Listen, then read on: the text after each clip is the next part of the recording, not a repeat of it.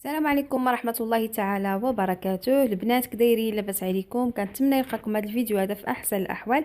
اليوم ان شاء الله جبت لكم وصفه زوينه بزاف، وصفه طبيعيه للتخلص من السعال او الكحبه. الناس اللي عندهم الصدر ديالهم عامر، الناس اللي كذلك اللي كتخرج لهم هذيك الكحبه اللي كتكون محبوسه في الصدر ديالهم. هاد الوصفه البنات وصفه طبيعيه مجربه 100%. هاد الوصفه البنات هي باش يعني كنا كنتعالجوا حنا من الكحبه، كذلك كنعطيوها لوليداتنا. هاد الوصفه زوينه بزاف، كتنقي الصدر كيف ما قلت لكم، كتزول داك الكحبه اللي كتكون ناشفه. كذلك كتنقي الصدر. الوصفه زوينه البنات، الا تبعتوها من الاول حتى الاخر يعني بنفس الطريقه راه كتعطيكم واحد النتيجه اللي زوينه. ويعني والوصفه راه تعملوها حتى للوليدات الصغار، هي ما تكثروش لهم الوصفه، ما تكثروش لهم هاد يعني الكميه. بقاو معايا البنات حتى لتتمه الفيديو باش تعرفوا على المكونات اللي كما قلت لكم طبيعيه ومتواجده عندنا في المطبخ ديالنا. اول حاجه البنات اللي كنحتاجوا في هذه الوصفه هذه هي الثومه. من الاحسن البنات تكون الثومه الحمراء كما شفتوا. الثومه الحمراء راه كتباع يعني في كنمسحوا الثومه من الغبره، يعني كناخذوا الثومه وكنمسحوها من اي غبره كانت لاصقه عليها. يعني كناخذوا هاد الوصفه البنات كنصاوبوا غير واحد الكميه اللي قليله. من الاحسن صاوبوا الكميه اللي بغينا عليه، يعني تقريبا اسبوع، الكميه اللي تكفينا مده اسبوع حتى الخمس ايام. يعني ما نفوتوش هاد المده هذه. كنحتاجوا تقريبا 4 الفصوص ديال الثوم حتى 5 الفصوص اللي كناخذوهم وكنوضعوهم في واحد الكاسرون، واحد الكاسرونه او واحد الاناء باش نوضعوه فوق النار. من بعد ما غلات ليا يعني ديك الثومه طابت تسلقات، كيف ما يمكن لكم البنات تاخذوا الثومه وتفوروها، يعني تفوروها في الكسكاس كيف ما تنفوروا الكسكسو، يعني في اي برمه او في كاسرونه كنوضعوا واحد الكسكاس وكنفوروا فيه الثومه باش تبقى محافظه على جميع المكونات اللي فيها. كما شفتوا البنات من بعد ما تسلقات الثومه كناخذوا واحد الفورشيت او واحد المعلقه وكنمعكوها.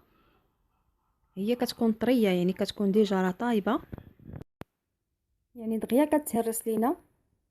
يمكن لينا نعملو فورشيط دغيا كتمعك بها.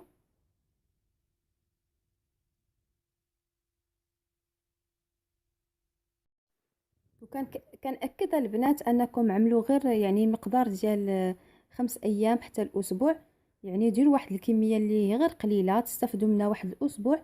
من بعد عاوتاني خذوا يعني 4 الفصوص الثوم حتى ل5 الفصوص وعاودوا تاني فوروهم وعاودوا تاني الطريقه كما غنوريكم دابا. من بعد ما تمعكوا لينا مزيان يعني كنحصلوا على شكل بوماد. الثومه الا فورناها البنات راه دغيا كتولي بحال الزبده، يعني كتولي طايبه مزيان. كما قلت لكم الا ما بغيتوش ديك الريحه اللي كتكون مجهده يمكن لكم تسلقوها. الناس اللي ما بغاوش ريحه الثومه تكون مجهده بزاف يعني اللي ما تيقدروش على الريحه ديالها يمكن لهم يسلقوها، كتحيد هذيك الريحه ما كتبقاش مجهده بزاف. كنعملوا واحد المعلقه كبيره ديال زريعه الكتان. زريعه الكتان البنات هي هذه اللي كنغسلوها، يعني كنقيوها وغير كنمسحوها، عاد نطحنوها في الطحانه الكهربائيه. حتى هذه البنات يعني هذه الوصفه هذه بما اننا كنوضعوا فيها زريعه الكتان، كيف ما عرفتوا زريعه الكتان دغيا تتاكسد البنات. يعني ما ديروش واحد الكميه كبيره، حضروا كميه اللي تقدكم مده 5 ايام فقط او اسبوع، واستعملوا هاد الكميه هذه وهاد الكونتيتي هذه وتناولوها. عاد عملوا تاني يعني واحد الكميه اخرى. ومع ان هاد الوصفه هذه البنات راه الا داومتوا عليها مده اسبوع، يعني كل نهار كتاخذوا تقريبا راس معلقه من هاد الوصفه هذه بالليل تكون اخر حاجه كنتناولوها، راه كتزول لينا الكحبه كتنقي لينا الصدر. كما شفتوا رجعوا دابا الوصفه كناخذوا معلقه ديال العسل. العسل البنات يكون طبيعي، كنأكد ان العسل النحل يكون طبيعي 100% طبيعي. اما تاخذوه من تعاونيات او تعرفوا المصدر ديالو، يعني يكون طبيعي ماشي عسل السكر. كما قلت لكم البنات هاد الوصفه هذه يعني صاوبوا الكميه اللي تكفيكم مده اسبوع، راه تعملوها ما يعني مده اسبوع صافي الصدر تاعكم كيتنقى، ما كتبقاش عندكم ديك الكحبه الجافه.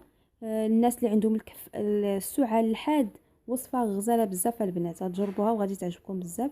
كنضيفوا ليها يعني معلقه ديال زيت الزيتون.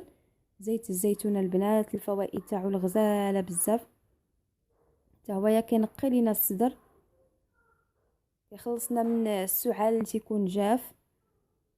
كنخلطوا المكونات نخلطوهم مزيان باش يندمجوا مع بعضهم.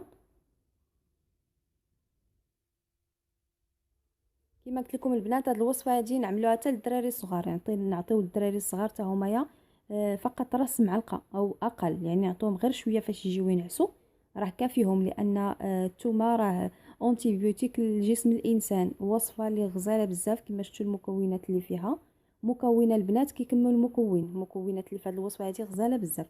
يعني من بعد ما تجمعوا لي المكونات كاملهم، كناخذ واحد القرعه نتاع الزاج وكنوضع فيها هذا الخليط هذا. يعني كنحتفظ هاد الوصفه هذه او هذا الخليط نحتفظ به في الثلاجه في واحد القرعه نتاع الزاج اللي كتكون مغسوله ومنشفه، من الماء البنات. يعني كنكونوا غاسلينها مزيان ومنشفينها من الماء باش ما كتفزتش لينا الوصفه، باش ما كيخسروش لنا هاد المكونات. صافي البنات كما شفتوا هكا، وكنعاود نعمر عليها بواحد شويه الزيت، يعني مقدار ديال معلقه الزيت باش نحتفظ بها في الثلاجه. صافي البنات كنجمع الخلطه،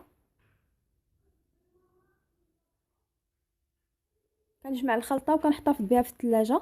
بالنسبه لطريقه يعني التناول ديالها، كنتناولوا راس معلقه صغير، قبل ما نجيو نعسو، تكون اخر حاجه كنتناولوها. عاد كنتغطاو وراه البنات الصباح ما كتحسوش بهذيك الكحبه اللي كتكون حاصله لكم في الصدر. كنتمنى البنات تكون عجباتكم الوصفه ديال اليوم، لانها وصفه طبيعيه، وصفه ديال هذا الوقت هذا، وصفه رائعه جدا. وإلا كنتوا اول مره كتشوفوا القناه ديالي وباقي ما اشتركتوش، كنتمنى تشتركوا عندي في القناه وفعلوا الجرس باش تبقاو توصلوا بكل جديد. وبالنسبه لهاد الوصفه هذه، راه هي يعني بديل ديال الادويه، وصفه اللي طبيعيه البنات تستعملوها وما عندكم مناش تخافوا منها. المكونات كما شفتوا طبيعيه 100%، وراها وصفه زوينه، راه كتنقي الصدر، كتليق حتى الناس الكبار والوليدات الصغار، يعني جميع الفئات العمريه. غير ما نكثروش ليهم، بالنسبه للوليدات الصغار ما تكثروش ليهم.